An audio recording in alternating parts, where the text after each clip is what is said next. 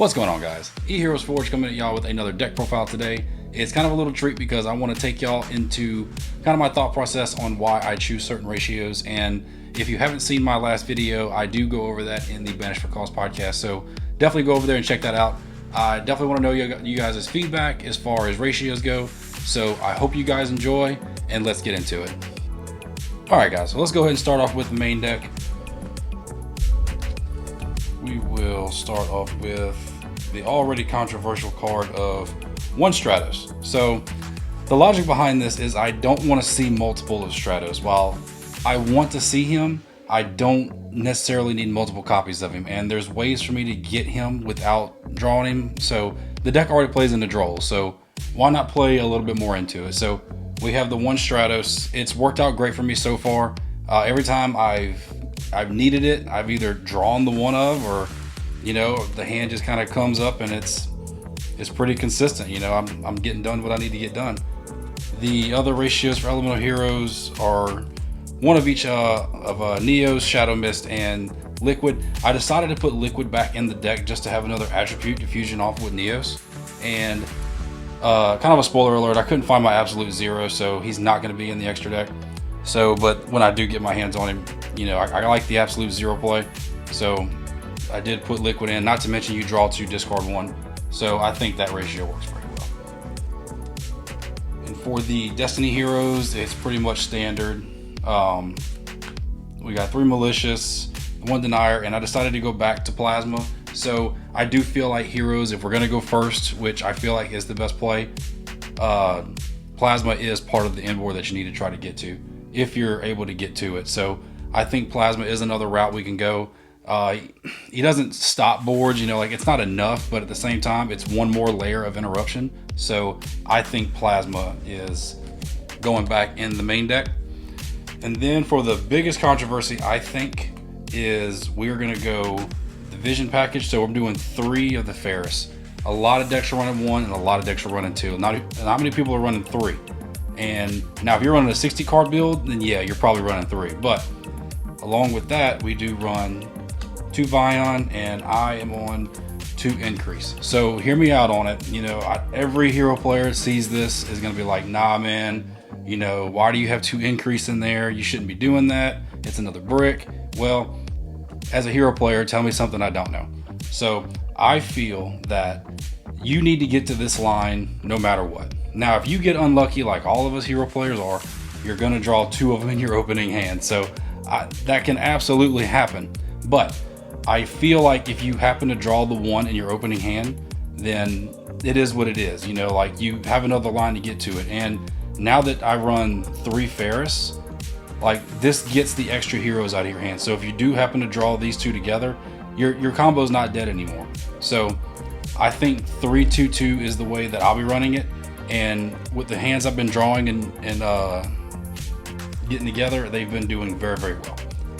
And then for the last pieces, we do 2 gold, 1 prison, and 1 Necrom. So I do feel like the evil heroes still need to be in there because you do need another layer to get through boards. Like this, in a way, is kind of like our sub engine. So your Vision hero package is your main engine, and then this is your sub engine. So this can get you into every different play you need to. This gets resources in the graveyard. This gets this on the field. This searches your fusion. So also, it searches Evil Assault to get this on the field. So that is another card that helps you discard a card. So I think this is the engine I would go. Now, if you're running 60 cards, then I feel like you would, put Dark Supremacy and, the other evil heroes, maybe go up on the ratios on this. But for me, this is what's good for my deck. It's a 44 card deck. So I don't really need to have too many of them. So I cut a hero list to 2. Also, like I said in my video the other day, that I think cutting this down is the way to go. Because if now I'm not in a predicament where I'm drawing 2 in every hand. Now, a lot of Yu-Gi-Oh players don't like playing 2-ofs. You like to either go 3 or 1 or none. And that's fine. That's just personal preference. And I think this, going forward, is the way to maybe look at this. Now, these only can get out your elemental heroes. So, I'm not running a big elemental hero package. So I really don't need too many a hero lives. So I think 2 going forward is the way that I'm gonna go with it. And then some more controversy. We're gonna go with 1 Fusion Destiny, 1 Miracle Fusion, 1 Poly, 1 Dark Contact, 1 Mass Change, 1 Evil Assault, 1 Foolish Burial, and 1 Rhoda. So right off the back, I am playing 1 Fusion Destiny because I only have 1 Destiny hero target in my extra deck. So if I was running this at 2 or 3, I'm running 2 extra bricks.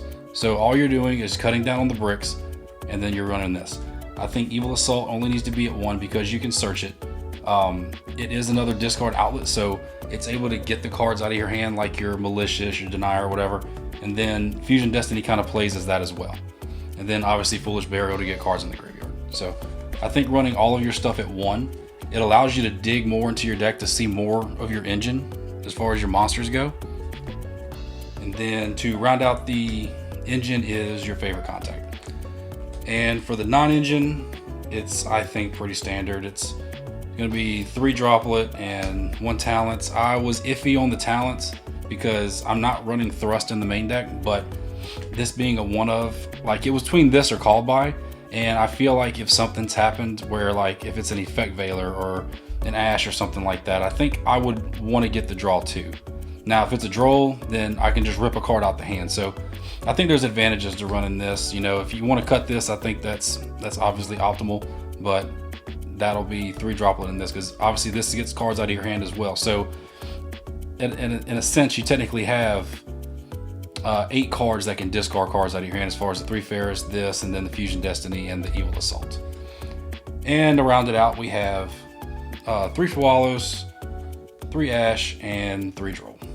So pretty standard. You know, Droll is a card. And that rounds it up. That's 44 cards. It's super consistent. I haven't had any issues with it. I mean, obviously you can break, you know, you can draw 2 Mally in one hand with an increase and Shadow Mist and an Evil Hero or something. But, you know, you're a hero player, so you live and die by that. For the extra deck, we have 2 Dark Law and the 1 Hero Blast. I couldn't find, like I said earlier, the absolute 0, so that would obviously be an absolute 0. Maybe even cut one of the Dark Laws, but that's just where it is right now until I find it. 1 DPE. Like I said, we have 1 Destiny hero target, so I don't really need 2 or 3 Fusion Destiny, so that works out perfect for me. The 1 Trinity, as far as, you know, putting the beat stick on the field that can just beat over something. Malicious Bane, Neos Lord, Sunrise, Shining Wingman, Wake Up, Infernal Rage, and then you have your Crusader, your Driver, and then your Devicer. You could honestly maybe even cut the other Dark Law for another Wonder Driver, because getting your fusion spells back is obviously very key to a lot of your combos. And then I even have a side for y'all.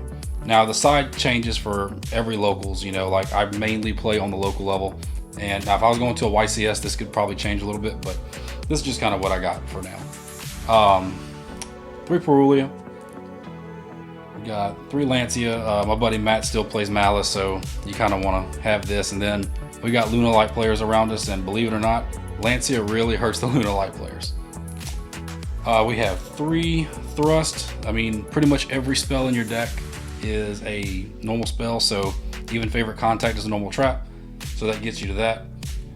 We have some board breakers with Lightning Storm, Regeki, Harpy's Feather Duster, 1 Dark Ruler, and to round it off, we have Pot of Prosperity with a little bit of consistency. If I feel like I'm not seeing cards like I want to see them, then that's kind of where I go. But that is all I have for y'all. I really hope y'all enjoy this deck profile. If you have any questions or concerns, if you have thoughts on how you think the deck should be run, let me know about the ratios. Like, I'm always open for discussion, y'all. Like, I really want to know what you guys think as far as the ratios go.